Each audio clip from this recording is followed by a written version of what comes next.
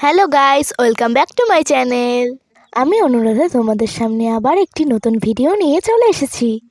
আজকে সকাল হতে না হতেই চলে এলাম ভেরিতে। ভেরির চারপাশ কুয়াশায় ঘেরা, ঠিকভাবে আকাশে সূর্যও দেখা যাচ্ছে না। আজকে ভারী ঠান্ডা পড়ছে। এই ঠান্ডায় আমরা চলে এলাম মাছ ধরতে। দেখো বন্ধুরা, আমার বাবা মাছ ধরছে। প্রথমেই জালে একটি টাকি মাছ উঠলো। মা টাকি মাছটি ধরে ব্যাগে রাখলো। বাবা আবার জাল ফেলতেই বড় একটি রুই মাছ উঠলো। বাবা জাল রেখে নেমে পড়লো গলদা চিংড়ি ধরতে। বাবা প্রথমবারই একটি গলদা চিংড়ি পেল।